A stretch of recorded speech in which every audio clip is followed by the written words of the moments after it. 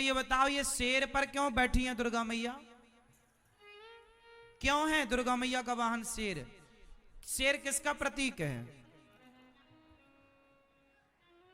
शेर किसका प्रतीक है? जोर से। शेर राजा का प्रतीक है, जंगल का राजा है शेर। शेर कौन है? जोर से। राजा। शेर कौन है? राजा। इसलिए जो राजा महाराजा होते हैं ना, वो अपनी सिंहासन पर शेर, उनके सिंहासन के पास शेर की प्रतिमा होती है। तो दुर्गा मैया शेर पर सवार हैं, शेर राजा का प्रतीक है। अब दुर्गा मैया शेर पर क्यों चढ़ी हैं और क्या मैसेज दे रही हैं? दुर्गा मैया का हाथ, दुर्गा मैया के हाथ कितने हैं? जोर से। 8। दुर्गा मैया कहती हैं 8 हाथ हैं मेरे, और 8 हाथ तब होते हैं जब 4 लोग खड़े हों। आप कितने लोग हैं? आप कितने लोग हैं? हिंदू कितने लोग हैं? हम सब 4 लोग हैं। हम सब कितने लोग हैं? 4। ब्राह्मण, क्षत्रिय, वैश्य और शूद्र। हम कितने भाई हैं? हम कितने भाई हैं? 4। ब्राह्मण, क्षत्रिय, वैश्य और ये चारों भाइयों के हाथ कितने हुए? 8। दुर्गा मैया कहती हैं कि तुम चारों यदि संगठित रहोगे तो दुनिया का कोई भी तुम्हारी तरफ देख ना पाएगा, तुम राजा बनकर सारी दुनिया पर राज्य करोगे। इसलिए दुर्गा मैया शेर पर सवार हैं। यदि तुम संगठित रहे तो तुम राजा रहोगे, और यदि तुम संगठित नहीं रहे तो तुम गुलाम हो जाओगे। और यही हुआ कि ब्राह्मण, क्षत्रिय, वैश्य, शूद्र आपस में लड़े। फूट डालो शासन करो की नीति अंग्रेजों ने अपनाई। हम देशवासियों को 700 साल तक गुलाम बनाए रखा। 500 साल मुगलों ने, 200 साल अंग्रेजों ने। हाँ या ना? यदि तुम संगठित होते तो क्या मजाल की कोई तुम पर आक्रमण करता? हाँ या ना? इसलिए संगठित होना जरूरी है। और दुर्गा मैया शेर पर सवार होकर मैसेज दे रही हैं कि तुम संगठित होगे तो राजा की तरह रहोगे, राजा बन के रहोगे। लेकिन आपको तो लड़ना है आपस में। जातवाद का जहर कुछ लोग घोलते रहते हैं।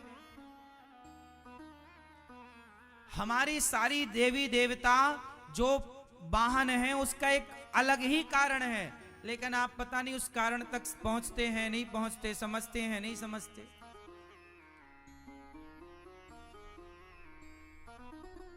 माता सरस्वती का वाहन क्या है?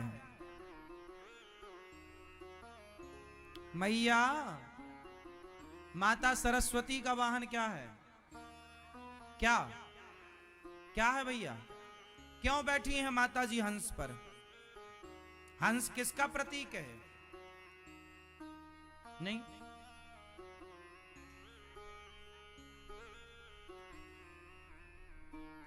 हंस का स्वभाव होता है कि वो दूध और पानी मिक्स करके रखने से वो दूध दूध पीता है और पानी पानी छोड़ देता है।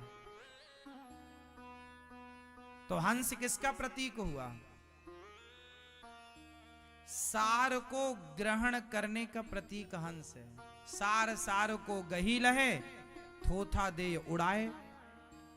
तो हंस जो है वो दूध पीता है, पानी छोड़ देता है। तो सरस्वती मां बैठ गई हंस पर, समाज को मैसेज दिया कि विद्या वही सफल है, बुद्धिमान वही है जो सार सार को ग्रहण कर ले, असार को छोड़ दे।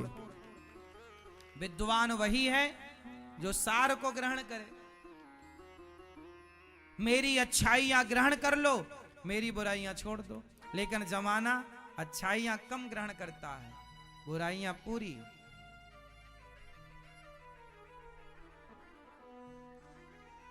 तो हंस पर बैठने के पीछे का मैसेज ये है। गणेश जी चूहे पर बैठे हैं। चूहा क्यों? चूहा किसका प्रतीक है? मैया बताएंगी, गुलाबी मैया, चूहा किसका प्रतीक है? नहीं, ये मैया बताएंगी, हमारी सोने वाली मैया जो जाग गई हैं। बताओ मेरी माँ, ये चूहा किसका प्रतीक है? ये इस तरफ की मैया बताएंगी सारी। चूहा किसका प्रतीक है? ये मैया बताओ, इस तरफ के मैया भैया, चलो बताओ किसके प्रतीक हैं? चूहा, मैया पीछे वाले भक्त बताएंगे चूहा किसका प्रतीक है? तर्क का। चूहा तर्क का प्रतीक, तर्क कुतरता रहता कुछ कुछ कुछ कुछ कुछ, चूहा तर्क का। और गणेश जी किसके प्रतीक हैं? बुद्धि के। गणेश जी है बुद्धि और चूहा है तर्क। तो गणेश जी चूहे पर बैठे हैं, बात ठीक है कि बुद्धि हमेशा तर्क पर ही सवार होती है। बुद्धि हमेशा, गणेश जी बुद्धि के देवता और चूहा तर्क का प्रतीक, तो बुद्धि तर्क पर ही तो सवार होती है ना। तर्क क्या है? मां ये क्या है? ये तर्क है। बिना तर्क के बुद्धिमान हो। छोटे छोटे बच्चा ना तर्क करते हैं, ये क्या है माँ, ये क्या है माँ, ये अंगूर ऐसा क्यों होता है, ये मैया माँ ये केले के ऊपर छिलका क्यों होता है ना, ये आग गर्म क्यों होती है, ये चंदा को मामा क्यों कहते हैं, ये तर्क है। बात समझ में आ रही है? समुद्र गहरा क्यों है? ये तर्क है। अब बताओ इस तर्क का उत्तर दो, समुद्र गहरा क्यों है? पानी ठंडा क्यों होता है? ये तर्क है। तो जब तक तर्क मीन्स क्वेश्चन, प्रश्न, आप जब तक तर्क नहीं करेंगे, प्रश्न नहीं करेंगे, तब तक आपका विवेक नहीं बढ़ेगा, बुद्धि। हाँ, इसलिए जिज्ञासु बच्चे अच्छे होते हैं। बच्चों का स्वभाव जिज्ञासु होता। माँ ये क्या है, ये क्या है, ये क्या है, ये क्या है, ये क्या है, माँ बताएगी ये ट्रेन है, ये बस है, ये ट्रेन कैसे चलती है, ये क्या होता है, ये क्या, सब बच्चे पूछते हैं। तो ये तर्क है, जिज्ञासु है, प्रश्न है। बिना जिज्ञासा के आप कुछ नहीं समझ पाएंगे। तो तर्क किस पर सवार है? बुद्धि किस पर सवार है? बुद्धिमान वही जो तर्क जानता है। जैसे मैंने कहा भगवान सब जगह होते हैं, फॉर एग्जाम्पल, जैसे मैंने कहा कि भगवान, तो आपने तुरंत तर्क कर दिया महाराज जी सब जगह होते हैं तो दिखते क्यों नहीं, ये तर्क है। अब जैसे आपने तर्क दिया कि भगवान सब जगह होते हैं, आपने कहा भगवान सब जगह होते हैं, दिखते क्यों नहीं, आपने ये मेरे से तर्क किया। ये तर्क मतलब ये प्रश्न, आपने प्रश्न पूछ दिया, तर्क किया। अब उसमें मैं दूसरा तर्क दूंगा कि जैसे मिश्री में मिठास होती है पर दिखती नहीं है, उसी तरह भगवान होते हैं दिखते नहीं है। तर्क से तर्क को काट दिया। जैसे लोहे से लोहा कटता है, ऐसे ही तर्क से तर्क कटता है। ये तर्क शास्त्र होता है मेरी माँ, इसकी पढ़ाई यहां होती है। इतने जल्दी तुम्हारी खोपड़ी में सब चीजें ना घुसेंगी, पर फिर भी हम तुम्हें समझा रहे हैं जितना तुम समझ पाओ। इसका बहुत पढ़ाई करनी पड़ती है, समझना पड़ता है चीजों को। तार्किक व्यक्ति भी बुद्धिमान होते हैं, बिना तर्क के व्यक्ति बुद्धिमान हो ही नहीं सकता। इसलिए बच्चों को तर्क करना। आजकल के बच्चे ना माँ बाप से कुछ पूछते हैं, माँ ये भगवान है तो दिखते क्यों नहीं, ऐसा क्यों, तो माँ अरे चुप रह, चुप रह, ये तुम्हारी माँ ना तुम्हारी बुद्धि का विकास नहीं होने दे रही है। हर जगह बच्चों को चुप ना कराया करो। बच्चे प्रश्न कर रहे हैं मतलब बच्चे अच्छे हैं। जो प्रश्न नहीं कर रहा वो बोदा है, बोदा।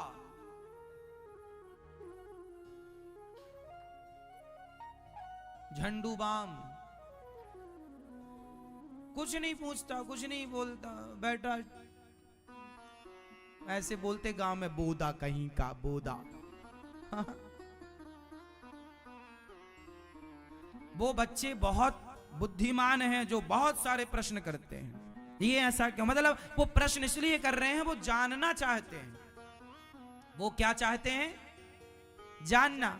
लेकिन आप माँ हो, आपको कुछ पता नहीं, बच्चे पूछ रहे हैं माँ ये भगवान दिखते क्यों नहीं है, तो चुप रह। भगवान पे सवाल खड़ा क्यों नहीं खड़ा करेगा, बताओ, उसे समझाओ, उसकी जिज्ञासा है, उत्तर दो। आपका धर्म है उत्तर देना, इसके लिए माँ बाप का सत्संगी होना जरूरी है। जब तुम सत्संग करोगे तो हर प्रश्न का उत्तर दे पाओगे। हम कथा ऐसी सुनाते हैं आपको कि आप हर प्रश्न का उत्तर दे पाओ। आप सुनते रहिए। आप 1 महीना की मेरी क्लास ज्वाइन कर लीजिए, 1 महीना सत्संग कर लीजिए। 1 महीने में आप 80% प्रश्नों के उत्तर देने लग जाएंगे 1 महीने के अंदर। सामान्य जो प्रश्न हैं, जो धर्म आध्यात्म से जुड़े हुए हैं, 1 महीना आप मेरी बातें समझ लीजिए। 1 महीने के अंदर आप इतने मजबूत हो जाएंगे कि आप विधर्मियों के तो हर प्रश्न का उत्तर दे पाएंगे। सत्संग करिए तो। और ये माँ बाप को बहुत जरूरी है। तुम्हारे बच्चे कल को कोई पूछेंगे तुमसे, तुम चुप ना हो जाना। और ना यदि तुमने बच्चों को चुप कराया तो बच्चे कल से कुछ नहीं पूछेंगे तुमसे। फिर क्या होगा? जो उनकी बुद्धि का विकास हो रहा था, तुमने उनकी विकास होती बुद्धि के मुंह में हाथ रख के उसे दबा दिया। उनका क्वेश्चन करना, तर्क करना इतना जरूरी होता है। जितना तार्किक बच्चा होगा उतना बुद्धिमान होगा। लेकिन माँ बाप क्या करते हैं? तू चुप रह। इसके बाद बच्चा समझ गया कि माँ के पास उत्तर नहीं है, इसलिए बच्चे पर तुम्हें बुद्धू भी समझने लगता है। अरे मम्मी तो पागल है, पत्थर की पूजा करती है। अब तुम उसे संतुष्ट नहीं कर पाओगे तो वो तो तुम्हें पागल ही कहेगा। तुम बनी रहो पर कितनी भी बड़ी भक्त। बच्चों को तर्क से काटो। बच्चों के प्रश्न का उत्तर यदि तुमसे नहीं आता तो बच्चों से कहो, बेटा हम तुम्हें गुरुजी के पास लेकर चलेंगे, तुम गुरुजी से पूछना, वो तुम्हारे प्रश्न का उत्तर देंगे। इसी बहाने संतों के पास जाओगे, संत समाधान करेंगे तो बच्चों की श्रद्धा संतों से जुड़ेगी, बढ़ेगी और तुम्हारी भी गरिमा भी बनी रहेगी। अब तुम चुप करा दोगे तो बच्चों का जितना उत्थान होना था, जितनी बुद्धि का तेजी से विकास होना था, सब दब गया, खत्म। अब वो पूछें तो पूछें किससे? हाँ या ना? एक उम्र के बाद फिर बच्चे नहीं पूछते। 10, 12, 15 साल के भीतर भीतर ही सब बच्चे पूछते हैं। 13, 14 साल के बाद फिर बच्चे कुछ नहीं पूछते। हाँ या ना? ये बात सही है कि गलत है? इसलिए बच्चे जो पूछें खुशी खुशी उनके प्रश्न का उत्तर दिया करो और डांटा ना करो बच्चों को। शंकर जी के गले में सांप की माला क्यों? शंकर जी सर्पों की माला, सांप कौन पहनता भाई? सोना चांदी पहनते हैं लोग। शंकर जी कैसे हैं? सांप पहनते हैं। सांप क्यों पहनते हैं शंकर जी? क्या मैसेज है? आप क्या सीखा आपने? हाँ, शंकर जी मैया, शंकर जी सांप की माला क्यों पहने हैं मेरी मां? नहीं मालूम? अच्छा, ये दादाजी बताएंगे, काली मूंछों वाले। नहीं, कभी पूछा नहीं आपने शंकर जी से? शंकर जी सर्पों की माला इसलिए पहनते हैं क्योंकि सांप है मृत्यु, काल, कालव्याल मुखग्रास त्रास निर्णास हेतवे। सांप काल का प्रतीक है। जैसे धर्म का प्रतीक नंदी है, ऐसे काल का प्रतीक कौन है? सांप किसका प्रतीक है? मृत्यु का। भाई सांप दिख जाए मतलब मृत्यु ही मानो। यदि दूर रहो तो ठीक है, वरना डस लेगा तो मृत्यु है। तो सांप मतलब काल, काल मतलब मृत्यु। तो शंकर जी ने काल को गले में लटका रखा है।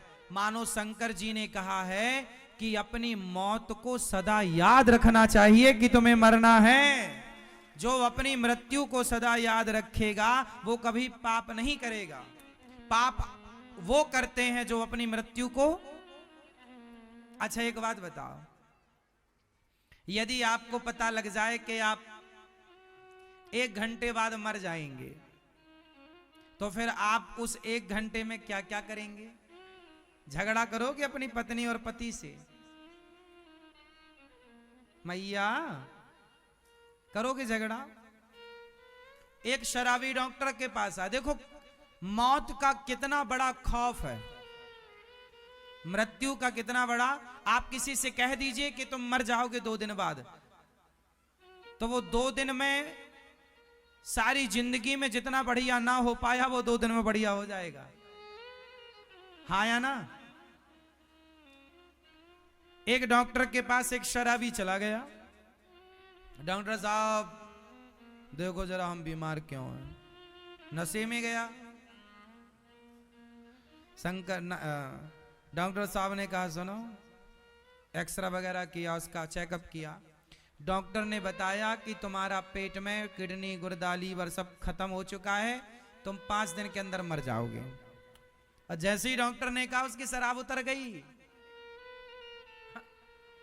डॉक्टर ने ठीक बोल दिया कि भाई कुछ नहीं बचा अंदर, तुम्हारा चेकअप सब कर लिया, 5 दिन में तुम मरने वाले हो, ज्यादा से ज्यादा 5 दिन बल्कि 4 दिन। अब तो शराबी की शराब उतर गई। अब उसे कुछ समझ ही ना आए मैं क्या करूं, अब तो उसको 5 दिन बाद मर जाऊंगा मैं।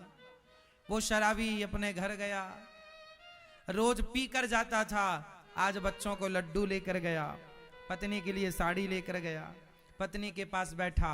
उसने पत्नी को नहीं बताया, किसी को नहीं बताया कि मैं 5 दिन बाद मर जाऊंगा। पर आज उसने अपनी पत्नी से ना, जो शादी से आज तक उसने कोई बढ़िया व्यवहार नहीं किया, आज उसका व्यवहार पत्नी के लिए बहुत अच्छा था। पत्नी को लगा क्या हो गया, आज तो बड़े प्यार से बोल रहे हैं, अच्छी बात। बच्चों को प्यार, रोज डांटता था, बच्चों को फेंक देता था गोद से नशे में, आज प्यार कर रहा, गोद में बिठा के लड्डू खिला रहा, माँ के पांव दबा रहा है। रोज बूढ़ी अम्मा के बाल चोटी पकड़ के घुमा देता था, आज वो पांव दबा रहा। पत्नी के साथ अच्छा, बच्चों के साथ अच्छा, लेकिन गुमसुम है, कुछ नहीं बोल रहा है, चुप न खा रहा है भरपेट। पत्नी बोली खा लो, नहीं, भूख ही नहीं लग रही उससे। अब उसने कुछ खाया नहीं, थोड़ा बहुत पत्नी ने कहा तो पत्नी की खुशी के लिए थोड़ा खाया, पानी पिया। एक दिन गुजरा, तो कहीं नहीं, आज वो घर से निकले ही नहीं, पूरा समय पत्नी को, पूरा समय बच्चों को, पूरा समय माँ को, कहीं नहीं निकला। तीसरा दिन, आज 5वां दिन। अब वो सोच रहा अब तो मैं गया, अब गया, अब गया, अब गया, अब गया। लेकिन 5वां दिन हो गया, वो मरा ही नहीं। 6वां दिन हुआ, उसको लगा शायद आज, 6वां दिन भी हुआ, वो नहीं मरा। 7 दिन हो गए, 8वें दिन दौड़ के डॉक्टर के पास, डॉक्टर साहब मैं मरा नहीं, आपने बोला था। डॉक्टर साहब ने बोला अरे तुम्हें मरना है क्या? नहीं नहीं नहीं, मुझे नहीं मरना। डॉक्टर साहब बोले चिंता मत करो, तुम मरने वाले नहीं हो, तुम बिल्कुल नहीं मरोगे, अभी तुम्हारा किडनी विडनी सब ठीक है। अरे तो आपने हमें डरा क्यों दिया? पागल, डराया ना होता तो इंसान बनता। सारी जिंदगी में तेरी पत्नी ने, परिवार ने, सबने समझाया तो इंसान बन पाया, लेकिन मौत के भय से 5 दिन में इंसान बन गया। इसलिए किसका भय जरूरी है? मृत्यु का।